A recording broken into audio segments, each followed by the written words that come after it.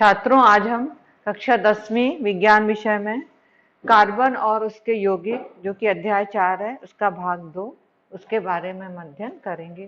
भाग 1 में आपने देखा कि कार्बन की परमाणु संरचना, कार्बन की संयोजकता 4 होती है। अब हम पढ़ेंगे कि प्रकृति में सबसे ज्यादा यौगिक किस तत्व के पाए जाते हैं? कार्बन में के। क्यों पाए जाते हैं? कि कार्बन में अपने ही कार्बन परमाणु से सहसंयोजी बंध बनाने की क्षमता पाई जाती है। तो सहसंयोजी जो आबंध होता है,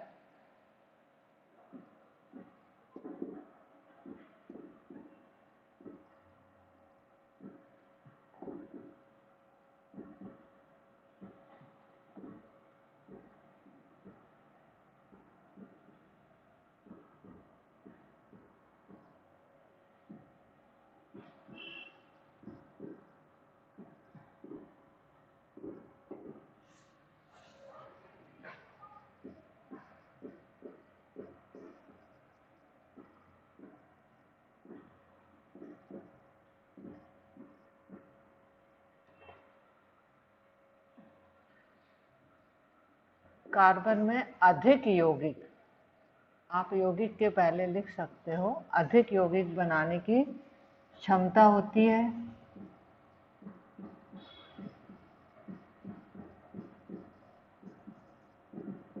कार्बन कार्बन से जुड़ने की एक लंबी श्रृंखला भी होती है।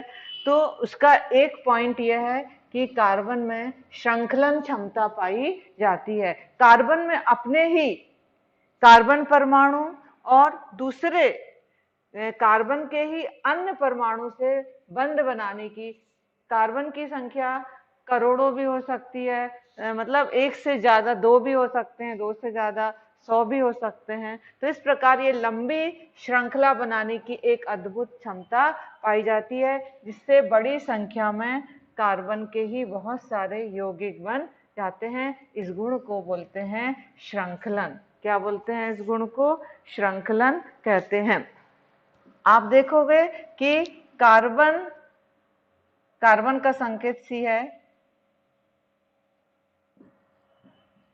कार्बन की एक सीधी श्रृंखला भी बनती है।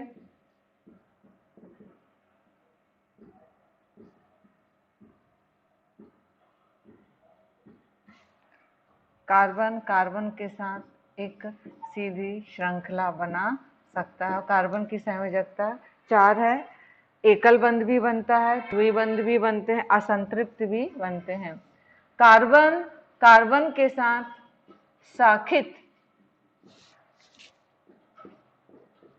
एक शाखित श्रृंखला भी बना सकता है।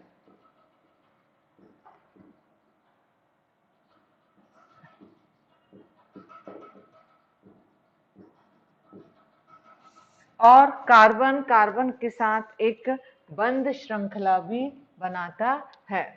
तो इस प्रकार हम देखते हैं कि कार्बन से अनेकों प्रकार से जुड़ सकता है। इस प्रकार कार्बन के यौगिक प्रकृति में सबसे ज्यादा पाए जाते हैं। अब एक अगला जो टॉपिक है वो संतृप्त कार्बन यौगिक। संतृप्त मतलब जिसमें कार्बन के बीच में एकल बंध आता है, उसे हम क्या बोलते हैं? एकल सहसंयोजी बंध हो तो उसे हम क्या बोलते हैं? संतृप्त हाइड्रोकार्बन। इसका सबसे अच्छा जो उदाहरण है वो है मीथेन। आप यहाँ ध्यान से देखेंगे, मीथेन कार्बन का और संतृप्त कार्बन यौगिक की श्रेणी का पहला सदस्य है।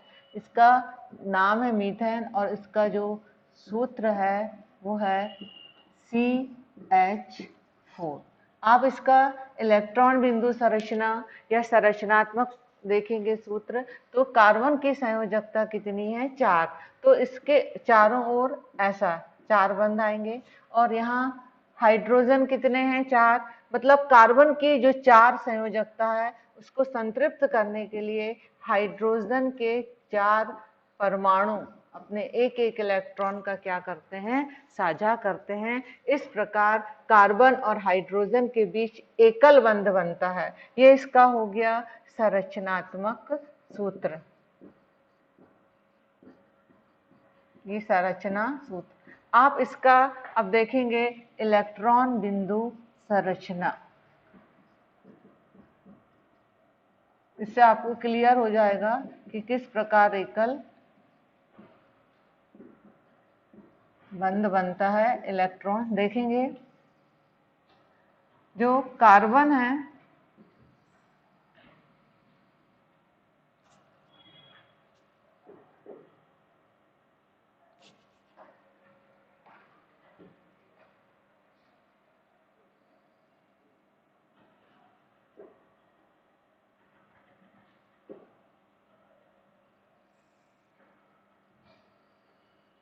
इसमें जो कार्बन है इसके पास ये 4 इलेक्ट्रॉन हैं।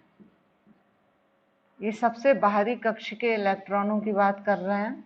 वैसे तो कार्बन के पास कुल इलेक्ट्रॉन 6 हैं, लेकिन बाहरी कक्ष में 6 हैं और ये चाहता है हमारे बाहरी कक्ष में 8 हो जाएं। तो हाइड्रोजन जिसके बाहरी कक्ष में कितने इलेक्ट्रॉन हैं? 1।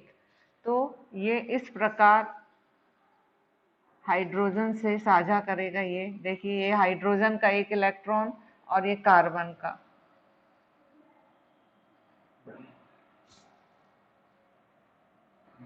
इस प्रकार हाइड्रोजन के आप देखेंगे, ये H,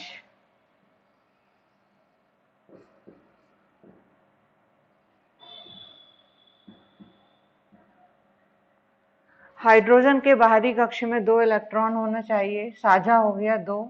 और कार्बन के बाहरी कक्ष में 8 होना चाहिए, तो 2 2 4 2 6 2 8, ये इलेक्ट्रॉन है। तो इस प्रकार एक जोड़ा बन रहा है। कितना जोड़ा बन रहा है? एक जोड़े के लिए हम एक लाइन खींचते हैं। ये एक लाइन खींचा, तो इस प्रकार कार्बन के बीच में आप देखेंगे एकल बंध हो गया, एक एक इलेक्ट्रॉन का साझा हुआ है। ये मीथेन का इलेक्ट्रॉन बिंदु संरचना है। इस प्रकार हम एक और सदस्य है इसका, एथेन। आप देखेंगे एथेन में क्या होता है कि कार्बन की संख्या बढ़ती चली जाती है। यहाँ CH4 है, यहाँ कार्बन 1 है, तो जो एथेन होगा उसमें कार्बन हम कितना रखेंगे? 2, C2H6। आप देखेंगे इसका संरचनात्मक सूत्र, कार्बन कार्बन 2 हैं, तो इस प्रकार ये कार्बन, लेकिन कार्बन की संयोजकता 4 होनी चाहिए और यहाँ पर केवल कार्बन कार्बन के बीच में एक बंध है। तो ये 3 अपने इलेक्ट्रॉनों को, जो 4 होते हैं, उनको 3 हाइड्रोजन के इलेक्ट्रॉनों से क्या करेंगे? साझा करेंगे। आप देखेंगे H6 1 2 3 4 5 6, इस प्रकार ये अगला इसका सदस्य है। कार्बन की संख्या 1, कार्बन की संख्या 2, इसका जो अगला सदस्य होगा उसमें कार्बन, ये इसका संरचनात्मक सूत्र है। अब हम पढ़ेंगे असंतृप्त हाइड्रोकार्बन के बारे में। असंतृप्त मतलब जिसमें एकल बंध ना हो, कार्बन कार्बन के बीच में या तो द्विबंध हो या त्रिबंध हो। जब कार्बन कार्बन के बीच में द्विबंध होता है तो हम उसको कह सकते हैं एल्कीन। एल्कीन, अंत में ईन आएगा। और जिसमें कार्बन कार्बन के बीच में त्रिबंध होता है उसको हम बोलते हैं एल्काइन। अब आप देखेंगे इसका एक उदाहरण है इस एल्कीन का। इसके जो भी सदस्य होंगे उनके नाम के अंत में ईन होगा। एथीन, उसका सूत्र है C2H4। इसका हम संरचनात्मक सूत्र और इलेक्ट्रॉन बिंदु संरचना बनाते हैं। देखिए इसका संरचना सूत्र,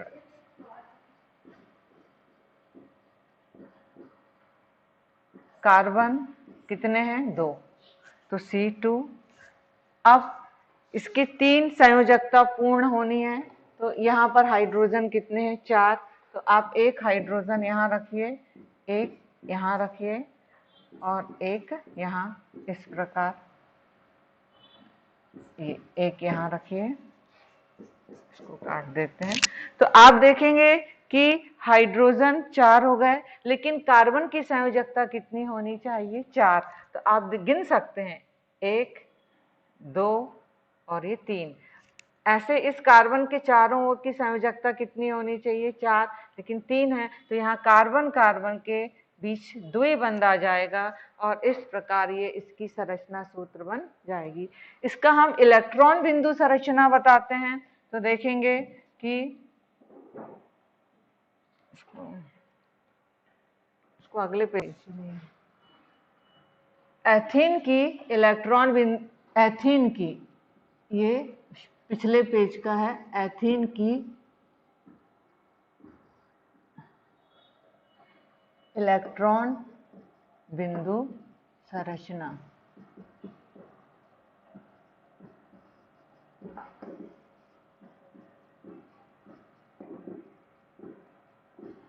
आप देखेंगे एथीन की,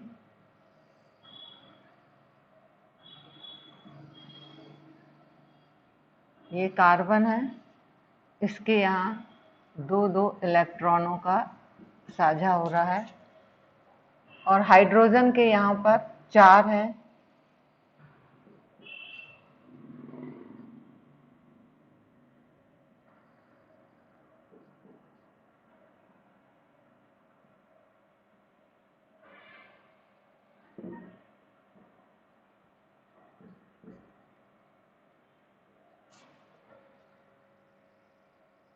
ये हाइड्रोजन,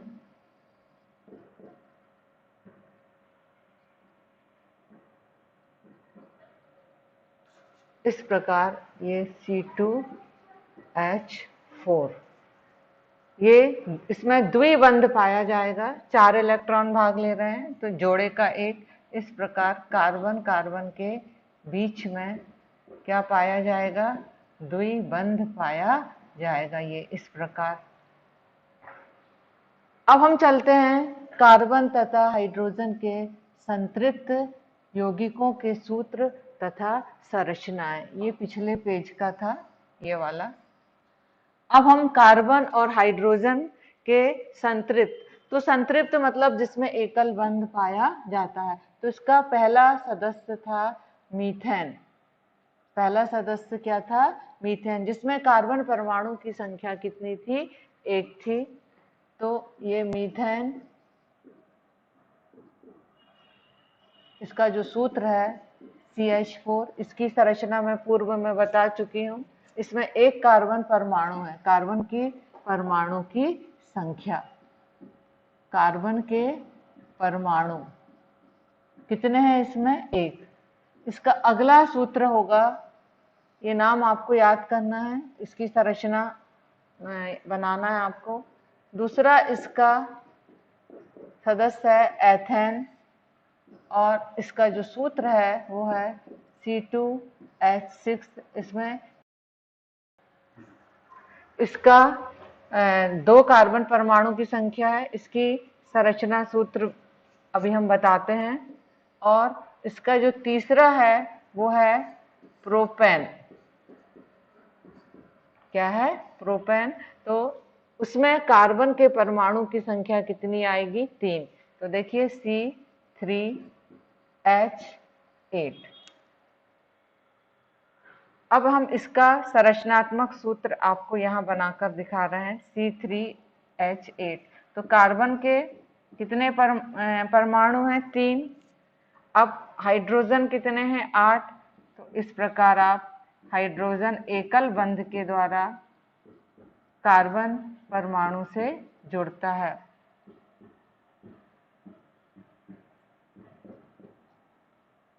कार्बन की संयोजकता कितनी होनी चाहिए? 4। आप देखिए 1 2 3 4, हर कार्बन 1 2 3 4, चाहे डबल में गिने चाहे सिंगल में, 4 लाइन आना चाहिए।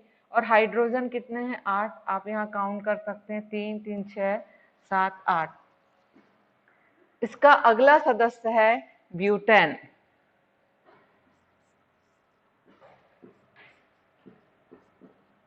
ब्यूटेन, जिसमें कार्बन परमाणु की संख्या कितनी होगी? 4। इसका सूत्र है C4H8। 10।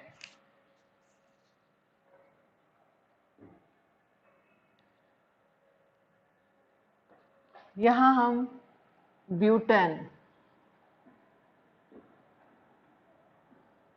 ब्यूटेन का हम संरचना सूत्र आपको बना के बताते हैं। कार्बन के 4 परमाणु हैं। सूत्र है C4H10।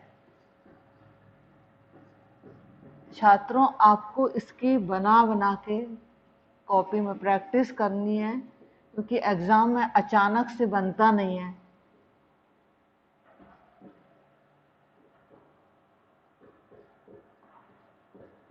इस प्रकार एकल बंध पाया जाता है कार्बन कार्बन के बीच में। ये संतृप्त हाइड्रोकार्बन है। इसका अगला जो सदस्य है वो है पेंटेन, जिसका सूत्र है C5H12। इसकी संरचनात्मक सूत्र बहुत सरल है। ये कार्बन 5 है, ये 5। कार्बन की संयोजकता कितनी होनी चाहिए? 4। अब यहाँ पर हाइड्रोजन 12 है। आप क्रम से लगाते जाइए। आप देखेंगे कार्बन की चारों संयोजकता पूर्ण हो गई है। यहाँ पर भी कार्बन की चारों संयोजकता पूर्ण हो रही हैं। यह है पेंटेन। इसका सूत्र है C5H12। आप देखेंगे क्रमशः कार्बन परमाणुओं की संख्या बढ़ती जा रही है। जो इसका अगला सदस्य है वो है हेक्सेन। हेक्सेन मतलब जिसमें कार्बन परमाणु 6 हों। यहाँ 5 है। आप देखेंगे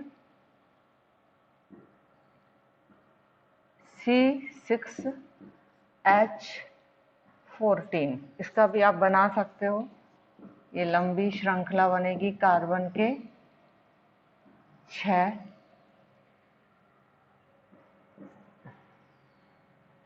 इस प्रकार आप हाइड्रोजन एकल बंध के द्वारा यहाँ पर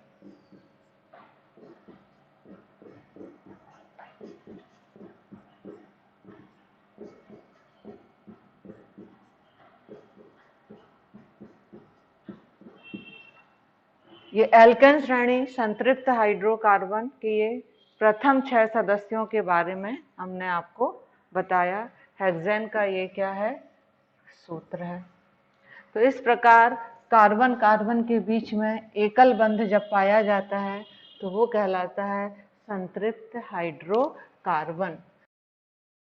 हाइड्रोकार्बन में कार्बन और हाइड्रोजन के यौगिक हाइड्रोकार्बन कहलाते हैं। लेकिन कभी कभी इसमें दूसरे ये कार्बनिक जो यौगिक होते हैं उसमें दूसरे तत्व का कोई परमाणु या परमाणु, जैसे H हो गया, H तो रहता ही है, कभी ऑक्सीजन हो गया, कभी इसमें कोई दूसरा समूह OH भी इससे जुड़ जाता है और इसके कारण कोई अम्ल का ग्रुप, इसके कारण उस यौगिक को एक विशिष्ट गुण प्रदान करता है, तो उसको बोलते हैं प्रकार्यात्मक समूह। जैसे मीथेन, आप देखेंगे मीथेन क्या है? CH4। लेकिन यहाँ पर यदि मीथेन में एक हाइड्रोजन परमाणु कभी दूसरे CH3Cl, मान लो एक हाइड्रोजन परमाणु एक Cl के द्वारा हट जाए तो एक ये दूसरा यौगिक बन जाते हैं। तो इस यौगिक में इस क्लोरीन जो परमाणु है तो इसमें एक विशिष्ट गुण आ जाते हैं। तो इस समूह को क्या बोलते हैं? प्रकार्यात्मक समूह। तो प्रकार्यात्मक समूह, यहाँ पर हम कुछ प्रमुख प्रकार्यात्मक समूह के बारे में बता रहे हैं। जैसे होता है एल्डिहाइड ग्रुप होता है, अल्कोहल ग्रुप होता है। देखिए एक होता है इसमें अल्कोहल ग्रुप, अल्कोहल समूह। इसकी भी श्रेणियां होती हैं। अल्कोहल समूह में रहता है OH, एक प्रकार्यात्मक समूह रहता है। कौन सा रहता है? OH। एक होता है एल्डिहाइड। इस एल्डिहाइड का जो प्रकार्यात्मक समूह रहता है वो रहता है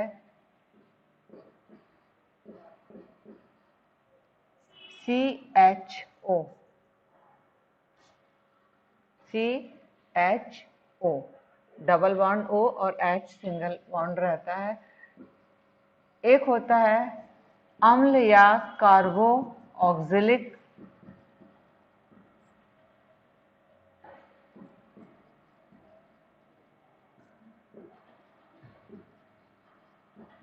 अम्ल, ये समूह होता है जिसमें C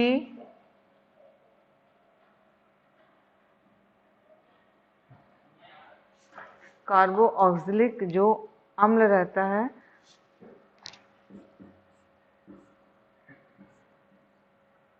इस प्रकार COOH ये रहता है। इसका एक और ग्रुप होता है कीटोन ग्रुप।